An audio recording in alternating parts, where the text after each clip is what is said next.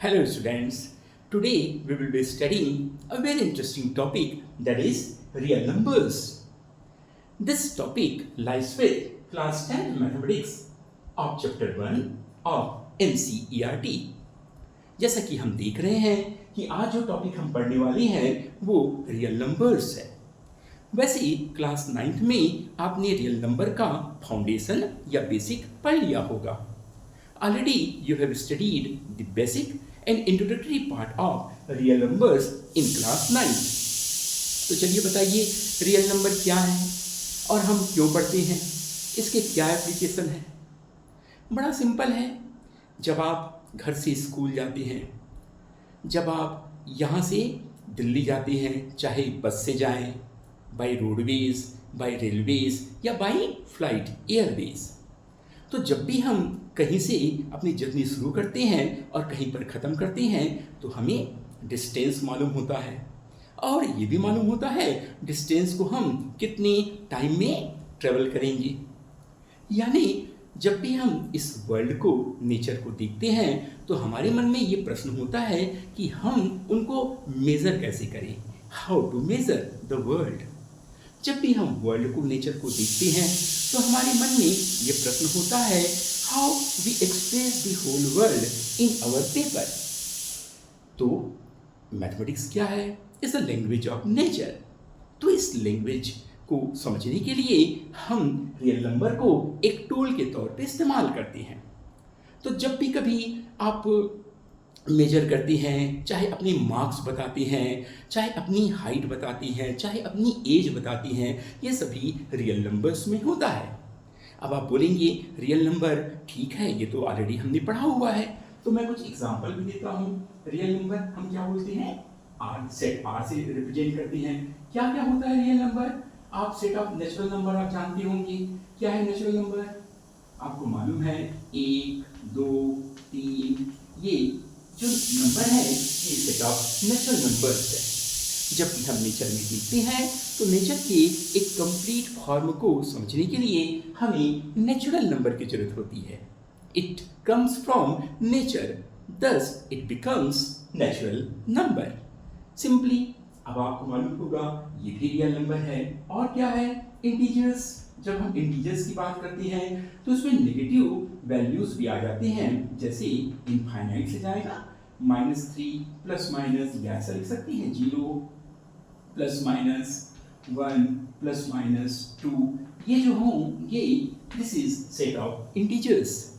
और whole numbers है, आप होल नंबर्स देख सकते हैं। होल नंबर क्या होगा? 0, 1, 2, इस प्रकार के जो नंबर्स हैं ये होल नंबर्स होंगे। अब आपको मालूम है रैशनल नंबर्स। रैशनल नंबर्स हम क्या करेंगे? आपको मालूम है ये हमेशा एक्सप्रेस होता है p/q के फॉर्म में, यानी फ्रैक्शन के फॉर्म में, लेकिन यहाँ पर q does not equal to 0 होना चाहिए। तो ये रैशनल नंबर हो गया। इर्रेशनल नंबर क्या होगा? आपको मालूम होगा इर्रेशनल नंबर क्या होता है भाई? इर्रेशनल नंबर आप सभी जानते हैं कि जो रैशनल नहीं होता, जो रूट के फॉर्म में होता है। एग्जांपल बताइए। पाई, e, √2, √3 और ऐसी ढेर सारे नंबर जो कि रेशनल नहीं होते हैं। Those numbers are not rational is referred as the irrational number. ऐसे ही ढेर सारे जो आप नंबर से देख रहे हैं ये सभी रियल नंबर का ही एग्जाम्पल है। और यदि आपको कह दिया जाए इसे प्रूव करो कि पाई इरेशनल है, ई इरेशनल है, √2 इरेशनल है, √3 इरेशनल है, प्रूव करो कि ये क्यों इरेशनल है, या प्रूव करो कि कोई नंबर रेशनल क्यों है, तो एक नई चुनौती, नया चैलेंज आ जाता है। और ये जब तक आप रियल नंबर में इस प्रकार के चैलेंजेस को नहीं समझेंगे तब तक ना तो आपका इंटरेस्ट डेवलप होगा, ना तो आप फर्दर कोई इसका एप्लीकेशन कर पाएंगे।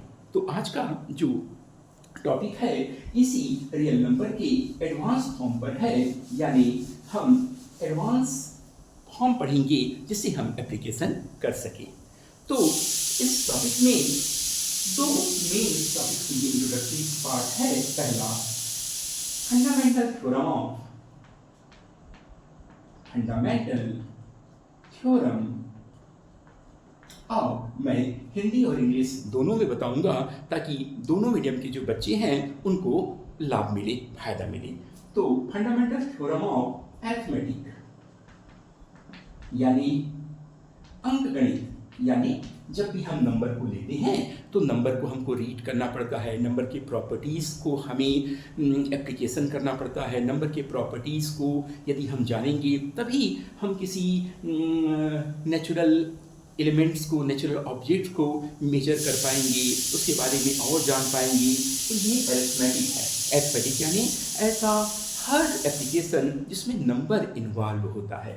तो फंडामेंटल थ्योरम ऑफ अरिथमेटिक इसको दिया कौन था? इसको दिया था, मैं पूरा डिटेल में बताऊंगा, कार्ल फ्रेडरिक गॉस ने दिया था। कार्ल फ्रेडरिक गॉस किसमें? 1800 एडी में। कार्ल फ्रेडरिक गॉस को हम प्रिंस ऑफ मैथमेटिशियन भी कहते हैं। यह गणितज्ञों के राजकुमार कहलाते हैं। इन्होंने बोलने से पहले गिनना सीखा। मतलब समझ गए? यह मतलब हम सीखते हैं वर्ड या लैंग्वेज या लेटर सीखते हैं, पर ये पहले सीखे नंबर्स, संख्या, यानी 1 2 3 से इन्होंने अपनी भाषा सीखी। तो Carl Friedrich Gauss is referred as, इनको क्या कहा जाता है? प्रिंस ऑफ मैथमेटिशियंस, यानी गणितज्ञों के ये राजकुमार कहलाते हैं। और इन्होंने फंडामेंटल थ्योरम ऑफ अरिथमेटिक दिया था 1800 एडी में। और दूसरा जो टॉपिक हम पढ़ने वाले हैं इसके एप्लीकेशन, यानी एप्लीकेशंस पढ़ेंगे हम। और ये जो एप्लीकेशंस होगा वो बेसिकली 2 पार्ट में हम पढ़ेंगे आज के लेक्चर में, एलसीएम या इसको कहेंगे एचसीएफ और एलसीएम। तो आप समझ गए होंगे कि आज क्लास 10 की मैथमेटिक्स में रियल नंबर में हम जो एलिमेंट्री टॉपिक पढ़ने वाले हैं वह है फंडामेंटल थ्योरम ऑफ अरिथमेटिक, जिसे कार्ल फ्रेडरिक गॉस ने 1800 एडी में दिया था। और सेकंड नंबर हम पढ़ने वाले हैं एप्लीकेशंस, यानी फंडामेंटल थ्योरम का ही एप्लीकेशन जो कि एचसीएफ और एलसीएम निकालने के लिए यूज होगा।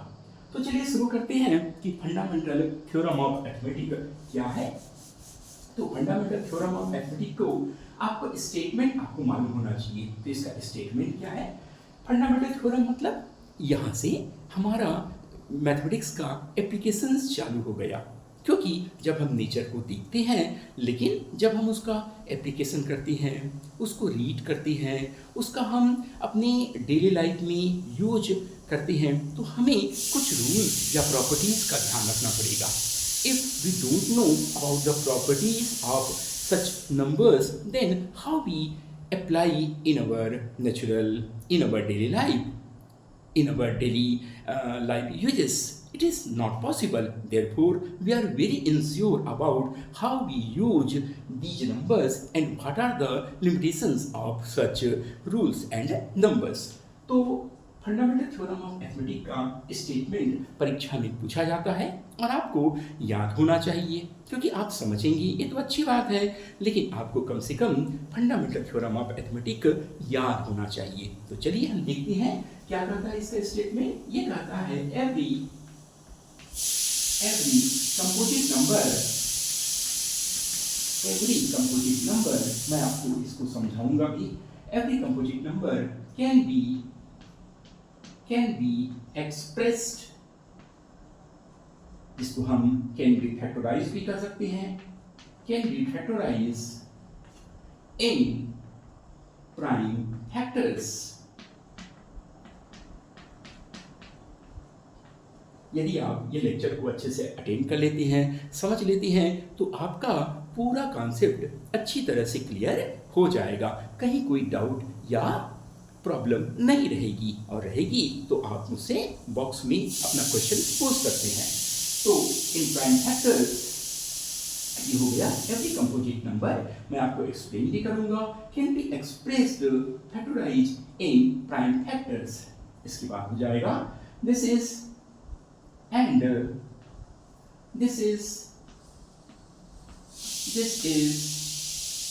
दिस फैक्टराइजेशन, मतलब हमने जो फैक्टराइजेशन किया यहाँ पर, दिस फैक्टराइजेशन इज यूनिक, ये यूनिक होगा।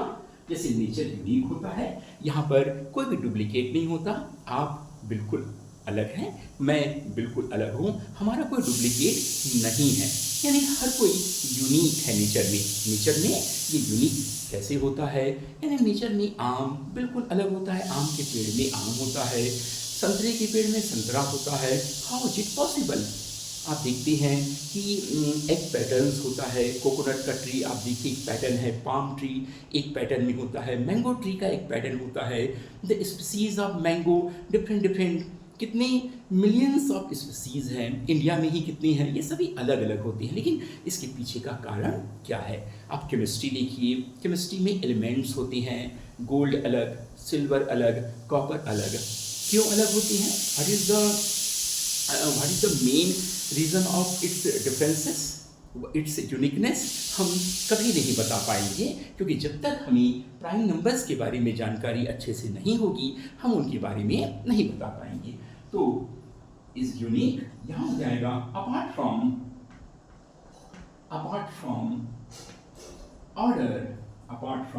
Order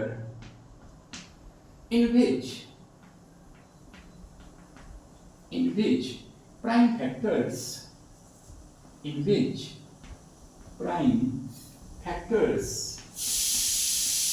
occur। तो आप देख सकते हैं, ये आपने जो देखा ये बिल्कुल ये कंप्लीट हो गया। तो जब आप इसको देख रहे हैं तो इसका मतलब ये समझ आ गया कि ये इसका स्टेटमेंट है। किसका स्टेटमेंट है? यह फंडामेंटल थ्योरम ऑफ अरिथमेटिक का स्टेटमेंट है। यह आपको याद होना चाहिए। अब जब प्रैक्टिस करेंगे तो अपने आप आपको याद हो जाएगा। लेकिन इसमें दो तीन बातें ध्यान रखना पड़ेगा। कंपोजिट नंबर क्या है और फैक्टर्स, प्राइम फैक्टर्स क्या है ये, और उसके बाद है प्राइम फैक्टर और इसका ऑर्डर। तो ये तीन चीजों में आपको इस थ्योरम को समझना है। तो सबसे पहले हम आ जाते हैं कंपोजिट नंबर। हम कोई भी नंबर ले लीजिए, हमने ले लिया मान लीजिए 10 ले लिया हमने, ठीक है, ये कंपोजिट होगा। क्यों होगा कंपोजिट? क्योंकि हम इसको तोड़ सकते हैं प्राइम फैक्टर्स में। तो इस थ्योरम का मेन कॉन्सेप्ट क्या है, मेन इसका डायरेक्शन क्या है? ये बोलता है कि किसी भी नंबर को आप ले लीजिए, कोई भी नंबर को आप ले लीजिए, तो कोई भी नंबर तो, लेकिन यहाँ पर बोला कंपोजिट नंबर, यानी जब हम किसी नंबर को लेते हैं, कंपोजिट नंबर को लेते हैं, यदि हम उसको तोड़ पाएँ तो वो कोई भी नंबर होगा हमेशा वो प्राइम फैक्टर के रूप में जुड़ेगा, प्राइम फैक्टर के फॉर्म में ही आप उसको तोड़ पाएंगे। कैसे? जैसे आपको मालूम होगा एटम और मॉलिक्यूल, जब भी किसी मॉलिक्यूल को आप तोड़ते हैं तो आपको क्या मिलता है? एटम। जब भी हम एटम को स्टडी करते हैं तो उसके अंदर में क्या मिलेगा? न्यूट्रॉन, प्रोटॉन, इलेक्ट्रॉन, ये इसका कॉन्फ़िगरेशन है। एटम को तोड़ेंगे तो आपको ये मिलेंगे और मॉलिक्यूल को तोड़ेंगे तो आपको एटम मिलेंगे। तो बिल्कुल यहाँ पर कहा जा रहा है कि ये मॉलिक्यूल है। जब आप इसको तोड़ेंगे तो आपको क्या मिलेगा? मॉलिक्यूल को तोड़ने पे एटम मिलेगा। तो इसका प्राइम फैक्टर यानी 2 गुणा 5। तो आप देख सकते हैं जो 10 है वो कंपोजिट नंबर है। क्यों कंपोजिट नंबर है? क्योंकि यह इसके ये दोनों प्राइम फैक्टर के मल्टीप्लिकेशन से मिला है। This is called composite number. अब ये नंबर 2 और नंबर 5 क्या हो गया? नंबर 2 और नंबर 5 हो गया प्राइम फैक्टर्स। प्राइम फैक्टर मतलब आपको मालूम होना चाहिए ये प्राइम नंबर्स हैं या प्राइम फैक्टर्स हैं। Then you should to know about the prime numbers. तो प्राइम नंबर का डेफिनेशन क्या है? ऐसा कोई भी नंबर जो किससे बड़ा हो? 2 या 2 से बड़ा हो, यानी जब वो नंबर खुद से डिवाइड होता है या 1 से डिवाइड होगा तभी हम उसको कहेंगे प्राइम नंबर। तो अभी ये बात क्लियर हो गई। तो ये कंपोजिट क्यों हुआ? क्योंकि ये किससे? ये 2 से भी डिवाइड होता है, 5 से भी डिवाइड होता है और 1 से भी होता है और खुद से भी होता है। तो यह कंपोजिट नंबर होगा। लेकिन ये कंपोजिट नंबर नहीं है। क्यों नहीं है ये कंपोजिट नंबर? क्योंकि यह खुद से होता है और 1 से होता है और यह 2 और 2 से बड़ा है। तो ये जो है कंपोजिट नंबर है और ये जो है प्राइम नंबर हो गए 2 और 5। इसका डेफिनेशन क्या है प्राइम नंबर का? It is divisible by itself and 1। तो जब ये खुद से और 1 से डिविजिबल हो तो वो प्राइम नंबर होगा। और ये कंपोजिट क्यों हुआ? क्योंकि कंपोजिट को हम प्राइम नंबर में तोड़ सकते हैं, मतलब this is the product of prime numbers. तो आप ये कह सकते हैं जो भी कंपोजिट नंबर होगा वो प्राइम नंबर्स का प्रोडक्ट होता है। तो ये कहता है कि हर कंपोजिट नंबर को जब भी हम फैक्टराइज करेंगे तो हमारे पास प्राइम फैक्टर्स ही होगा हमेशा। आप कंपोजिट नंबर को कंपोजिट नंबर में फैक्टराइज कर सकते हैं, कोई दिक्कत नहीं, लेकिन अल्टीमेटली उसका जो फाइनल फॉर्म होगा, कंप्लीट फॉर्म होगा या और नॉन एक्सटेंडेबल, उसके बाद और आप एक्सटेंड नहीं कर सकती, वो फॉर्म होगा तो हमेशा प्राइम फैक्टर के रूप में ही इसको तोड़ा जा सकता है, यानी 2 × 5 ये हुआ। और कोई ले लीजिए आप 15 ले लीजिए, ये भी कंपोजिट नंबर है। क्यों कंपोजिट नंबर है? क्योंकि हम इसको 2 प्राइम फैक्टर्स के मल्टीप्लिकेशन के फॉर्म में लिख सकते हैं। तो ये कंपोजिट हो गया, ये प्राइम फैक्टर्स हो गया। तो यही इसका कॉन्सेप्ट है कि कोई भी कंपोजिट नंबर को हम लेंगे तो वो कंपोजिट नंबर को जब हम फैक्टर करेंगे तो हमेशा प्राइम नंबर्स के रूप में हम फैक्टराइज कर सकते हैं। तो यह थ्योरम है। लेकिन अब ये देखिए, ये यूनिक है बोलता है। यूनिक है मतलब आप इसके अलावा और कुछ नहीं हो सकता, यानी 10 को हम 2 × 5 ही लिखेंगे। यूनिक का मतलब को एक आगे बोलता है अपार्ट फ्रॉम ऑर्डर। अब आप बोलोगे भाई इसको हम 5 × 2 लिख सकते हैं, हम इसको लिख सकते हैं 5 × 3 लिख सकते हैं।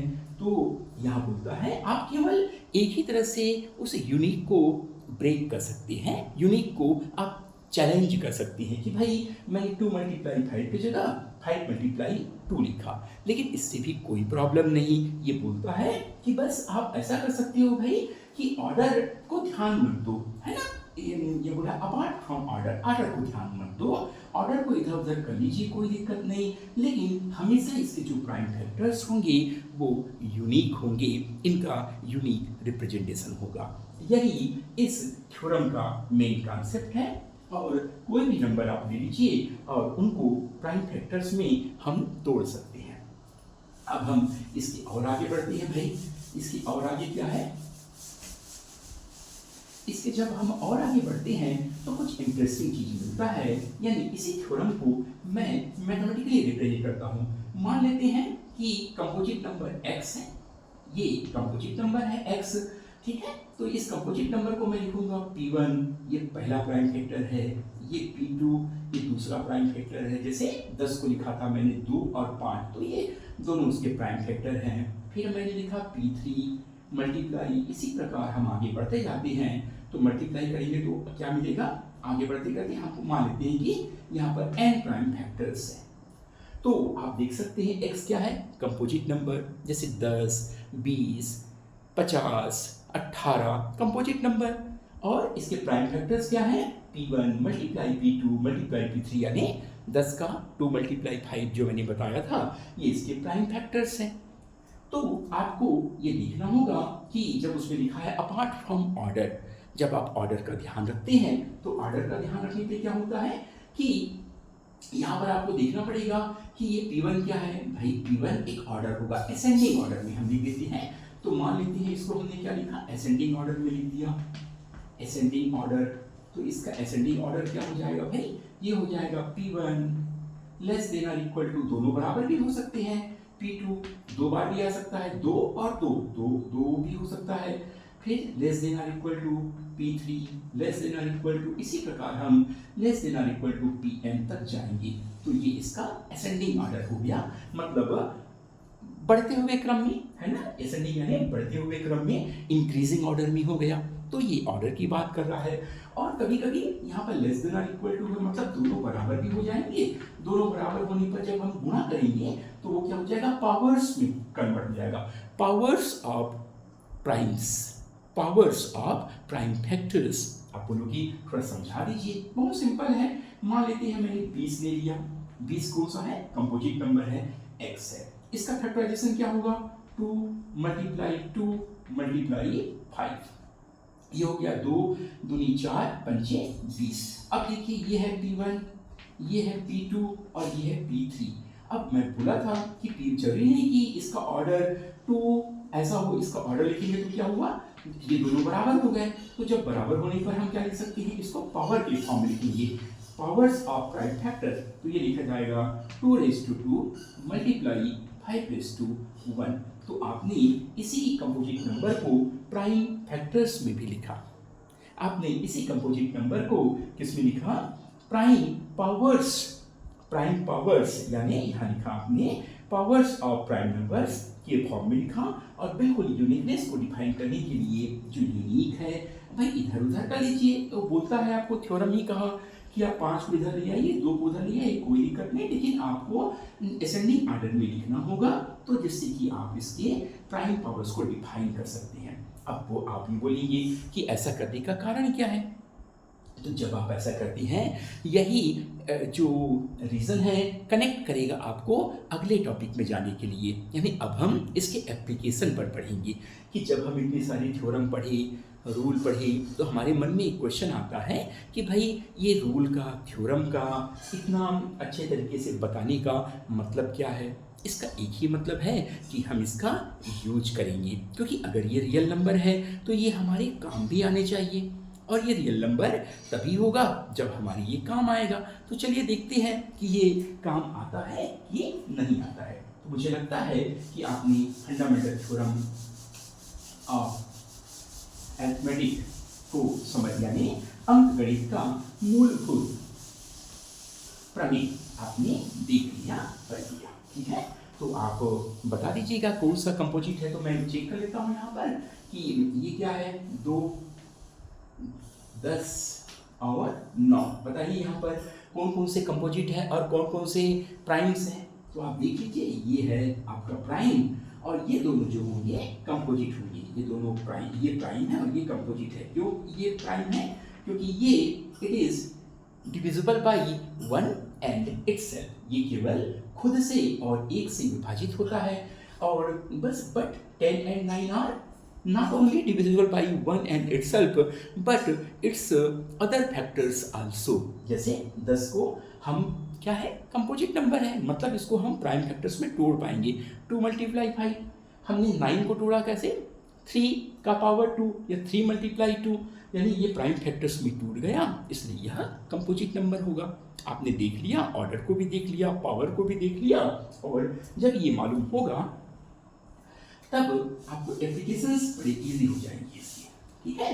तो एप्लीकेशन कैसे इजी हो जाएगा, दूसरा टॉपिक क्या है, एप्लीकेशन, और वो एप्लीकेशन है एलसीएम एंड एचसीएफ, या HCF and LCM by prime factorisation.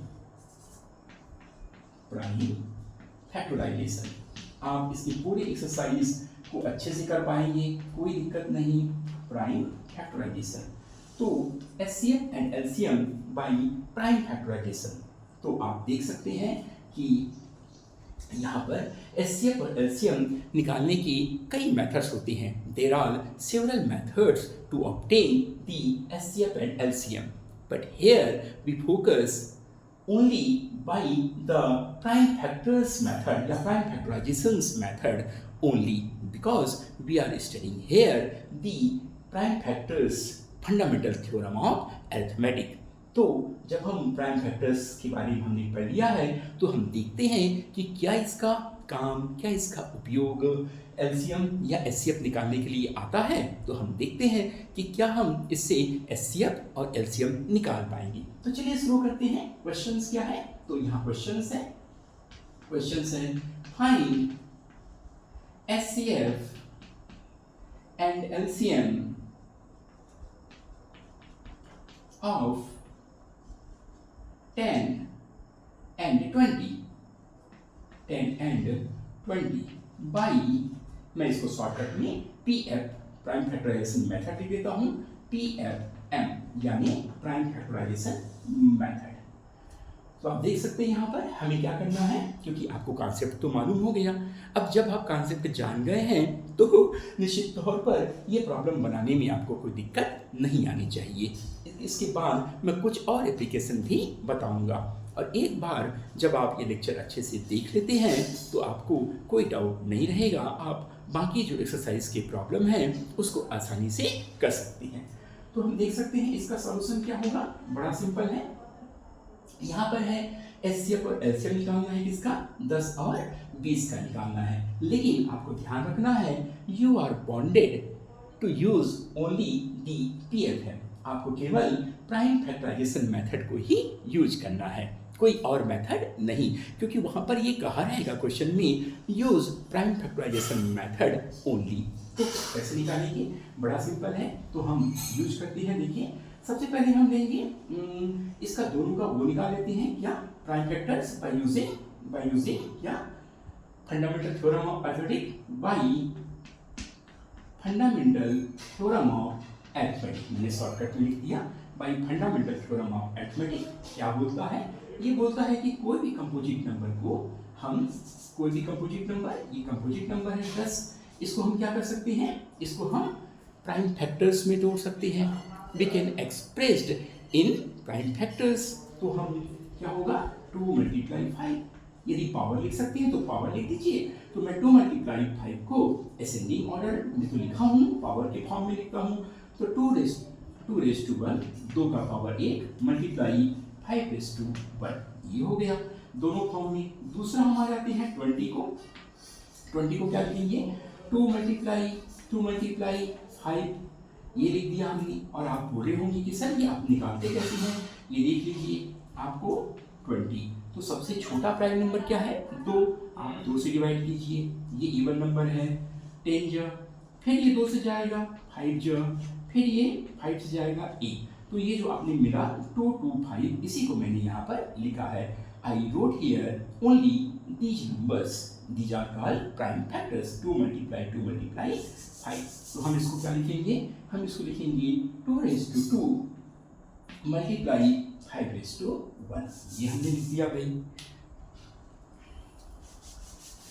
तो जब हम ये लिखे तो ये क्या हुआ, bye fundamental theorem of arithmetics से हम कोई भी कंपोजिट नंबर को हमने क्या किया, कोई भी कंपोजिट नंबर को हम प्राइम फैक्टर्स की तौर पे, प्राइम फैक्टर्स के फॉर्म में रिप्रेजेंट कर सकते हैं। यही हमको फंडामेंटल थ्योरम ऑफ अरिथमेटिक बताता है।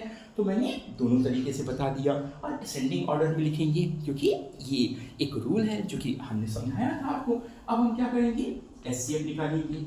तो एचसीएफ किसका निकालेंगे, ये निकालेंगे 10 का और 20 का, 2 गिवन नंबर्स, यहाँ पर 2 नंबर दिए गए हैं। तो एचसीएफ का एक रूल है, बस एक रूल का ध्यान देना है। क्या ध्यान देना है, स्मॉलेस्ट आपको लिखना है, स्मॉलेस्ट पावर को ध्यान देना है, स्मॉलेस्ट पावर पर दोनों में कॉमन हो।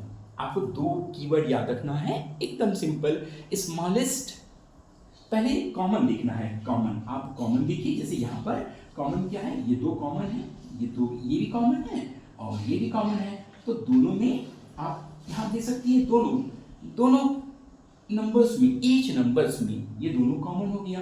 अब इन दोनों कॉमन में आपको क्या देखना है, स्मॉलेस्ट पावर को देखना है। इन दोनों में स्मॉलेस्ट पावर क्या हो गया, 2 रेज़ टू 1 मल्टीप्लाई, ये नहीं हुआ, ये क्या हुआ, ग्रेटेस्ट पावर हुआ। आपको क्या देखना है, स्मॉलेस्ट पावर, लेकिन दोनों में होना चाहिए। तो ये 2 भी है, ये 2 है। अब दोनों की लड़ाई होगा तो जीतेगा कौन, छोटा वाला जीतेगा। जनरली बड़ा जीतता है पर यहाँ छोटा जीतेगा, बस इसका ध्यान रखना है। तो ये क्या हुआ, एचसीएफ के लिए है। तो दोनों में स्मॉलेस्ट पावर किसका है, 2 रेज़ टू 1 का है, हमने ये लिख दिया। अब हम क्या इन दोनों में देखेंगे, अब यहाँ तो मुकाबला टाई हो गया। अब सुपर ओवर कराना पड़ेगा यहाँ पर, तो सुपर ओवर तो नहीं होगा भाई, क्योंकि दोनों में स्मॉलेस्ट पावर तो दोनों है। तो हमने लिख दिया 5 रेज़ टू 1। तो ये क्या हुआ, 2 रेज़ टू 1 यानी 2 और 5 रेज़ टू 1 यानी 5, यानी 2 5 जा 10, ये निकल गया एचसीएफ। यानी 10 और 20 का जो एचसीएफ होगा कितना होगा, 10। रूल आपने क्या किया, दोनों में कॉमन होना चाहिए, दोनों नंबर्स की ये प्राइम फैक्टर्स कॉमन होना चाहिए। कॉमन यहाँ लिखा है कॉमन फैक्टर, तो आपने कॉमन फैक्टर को देखा। लेकिन हाईएस्ट का मतलब है यहाँ पर हाईएस्ट नहीं, उल्टा हम कर देंगे यहाँ पर स्मॉलेस्ट पावर, क्योंकि हाईएस्ट है ये नंबर्स के टर्म में बोला जा रहा है, मैं यहाँ पर पावर्स की बात कर रहा हूँ। तो इस बिल्कुल उल्टा, स्मॉलेस्ट पावर कौन है, दोनों में 2 है, तो हमने ये 2 लिख दिया। 2 रेज़ टू 1 मल्टीप्लाई 5, ये हो गया 10। बिल्कुल एलसीएम में क्या होगा, इसका अपोजिट होगा। हम ले लेते हैं 10 और 20 का एलसीएम, क्या होगा 10 और 20 का एलसीएम? आप देखिए बिल्कुल, बस यहाँ पर ध्यान रखना है आपको पूरे नंबर्स में, पूरे नंबर में आपको देखना है ग्रेटेस्ट पावर। आपको क्या देखना है? Greatest power of each prime factors. ध्यान रखिएगा, greatest power of each prime factors, यानी जितने भी प्राइम फैक्टर्स यहाँ पर हैं सबको लिखना है, लेकिन उनके ग्रेटेस्ट पावर को ही, स्मॉलेस्ट को छोड़ देना है। चलिए देखते हैं, फिर से मैं रिपीट करूंगा, ग्रेटेस्ट पावर, क्या? Greatest power of each prime factors. अब फिर से ये समझने में दिक्कत जारी होगी, कोई दिक्कत नहीं, अब यहाँ समझेंगे उदाहरण से। अब यहाँ पर दो है, अब यहाँ पर प्रॉब्लम ये है, मैं इसको लिखूं कि इसको लिखूं? अब मैं इसको लिखूंगा क्योंकि रूल बोलता है कि आपको ग्रेटेस्ट पावर को लिखना चाहिए। मैंने ये ले लिया।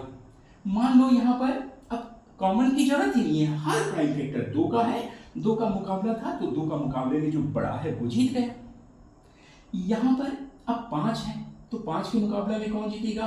ग्रेटेस्ट, ये दोनों ग्रेटेस्ट है भाई, तो आप ये दोनों ग्रेटेस्ट नहीं तो कोई मुकाबला ही नहीं, दोनों बराबर है, तो ग्रेटेस्ट भाई दोनों ग्रेटेस्ट हैं, तो 5:1, तो 2 दूनी 4 पंचे 20, तो ये जो एलसीएम होगा वो 20 होगा। मुझे लगता है कि आपको आसानी से समझ आ गया होगा कि मैंने कैसे निकाला। इन केस एग्जांपल ले सकता हूं, यहाँ पर मान लेते हैं 3 भी होता, 3:1 होता, और यहाँ पर 3 नहीं होता, हो सकता है कोई नंबर में, तो आपको इस 3 को भी लिखना पड़ेगा। Each prime factors, you have to select each primes. हाँ, आपको कब ध्यान रखना है हाईएस्ट पावर का, ग्रेटेस्ट पावर का ध्यान कब रखना है? जब टाई हो जाए, दोनों में वो हो, तो आपको ग्रेटेस्ट को लिखना है, स्मॉलेस्ट को छोड़ देना है। और यदि नहीं हो तो हर, यानी 2 भी है, 3 भी है, 5 भी है, 7 भी है, 11 भी है, तो सबको लिखना पड़ेगा। जब टाई होगा तो आपको ग्रेटेस्ट को सेलेक्ट करना पड़ेगा। तो आपको ये मुझे लगता है अच्छे से समझ आ गया, तो ये दोनों का ये आंसर है। अभी खत्म नहीं हुआ है, यहाँ एक और प्रॉपर्टी को मैं यहाँ बताने वाला हूँ। एक वंडरफुल एक प्रॉपर्टी और है। तो जैसे कि आप देख रहे हैं कि एक लेक्चर में मैं पूरा ये डिलीवर करने का प्रयास करूंगा ताकि एक एक्सरसाइज के हर प्रॉब्लम आपकी अच्छे से बन जाए। तो एक और प्रॉब्लम आपने क्या देखा कि जब हम एचसीएफ ले रहे हैं, एचसीएफ किसका? कोई 2 नंबर का, हमने एचसीएफ लिखा किसका? कोई भी 2 नंबर ए और बी का, ये दोनों कौन से हैं? कोई भी नंबर है, और मल्टीप्लाई कर देंगे हम एलसीएम, ये कोई 2 नंबर का ए और बी का, तो ये हमेशा बराबर हो जाएगा जो given number A multiply B का। ये भी एक बहुत शानदार सा प्रॉपर्टी है जिसको आपको ध्यान में रखना है। क्या बोला जा रहा है? ये बोला जा रहा है कि भाई कोई भी 2 नंबर दिए गए हैं, the any 2 numbers are given A and B से, तो उसका एचसीएफ भी आप निकाल लिए, एलसीएम भी निकाल लिए, जैसे हमने अभी निकाला। तो बोलता है इन दोनों का जो मल्टीप्लिकेशन होगा और जो ओरिजिनल जो गिवन नंबर्स है उनका मल्टीप्लिकेशन हमेशा बराबर होगा। अब आप बोलेंगे कि ऐसा होता है कि नहीं होता है, वो तो मैं अभी जो एग्जांपल दिया था उससे भी बता दूंगा, और इससे प्रॉब्लम्स क्या आते हैं ध्यान से देखिए, इसके कई प्रॉब्लम आती हैं। मान लेते हैं जैसे यहाँ पर दिया है, क्या दिया है, दी क्वेश्चन सी बता देता हूँ, क्वेश्चन इसी से ही जुड़ा, दी HCF of 10 and 20 is 10, then find the LCM of these numbers। ठीक है, तो ये देखिए बड़ा सिंपल सा क्वेश्चन है यहाँ पर। तो यदि एचसीएफ दिया गया है कोई 2 नंबर का तो आप एलसीएम निकाल सकते हैं, और अगर एलसीएम दिया गया है तो एलसीएम दिया गया है, एचसीएफ नहीं दिया गया है, ठीक है, तो आप एचसीएफ निकाल सकते हैं। बड़ा सिंपल है, किस प्रॉपर्टी का यूज करते हुए? इस प्रॉपर्टी का यूज करते हुए। तो पहले हम देखते हैं कि ये प्रॉपर्टी सही है कि नहीं है। भैया वो 2 नंबर क्या थे? एक था 10 और दूसरा था 20, तो ये 10 × 20 कितना हो गया? 200 हो गया। ये देखिए ये 200 हो गया। और एचसीएफ कितना निकाले थे हम 10 निकाले थे और एलसीएम कितना निकाले थे हम 20 निकाले थे। ये भी 200 हो गया, तो ये 200 और ये 200 क्या हो गए, दोनों बराबर हो गए। बस यही प्रॉपर्टी है। तो यहाँ पर पूछा गया है, इसका सॉल्यूशन देखिए बड़ा सिंपल कि एचसीएफ और तो ये आपको दिया गया है एचसीएफ क्या दिया है 10 और 20 का कितना है भाई 10 है। तो आपको बोला है कि एलसीएम निकालना, तो आपको प्रॉपर्टी मालूम है, क्या मालूम है प्रॉपर्टी, ये ए और बी है। एचसीएफ 10 and 20 मल्टीप्लाई एलसीएम 10 और 20 equal to always equal to multiplication of 10 and 20। तो एचसीएफ 10 20 का कितना दिया है भाई आपको मालूम है, इट इम्प्लाइज आपको दिया है 10 मल्टीप्लाई एलसीएम ऑफ 10 और 20 नहीं दिया गया है, और ये कितना हो गया 200 हो गया। तो क्या हो जाएगा, therefore LCM of 10 and 20 equal to 200 divided by 10। तो कितना आ गया, ये आ गया 20, ये कटा, तो 10 और 20 का जो एलसीएम है वो 20 आएगा। और बिल्कुल उल्टा भी हो सकता है कि अगर एलसीएम दिया हो तो आप एचसीएफ निकालेंगे इस प्रॉपर्टी का यूज करते हुए। तो आपकी एक्सरसाइज है, मुझे लगता है कि आप वो पूरे एक्सरसाइज को अच्छे से कर सकते हैं, और यदि कोई डाउट या क्वेश्चन होगा तो आप बॉक्स में लिखकर पूछ सकते हैं। इसके यदि नोट्स चाहिए तो वो भी हम प्रोवाइड कर सकते हैं। मुझे उम्मीद है आपको समझ आया होगा, और यदि समझ आया है तो चैनल को लाइक शेयर और सब्सक्राइब जरूर करें, जिससे कि आपकी बाकी दोस्तों का भी भला हो पाए। धन्यवाद।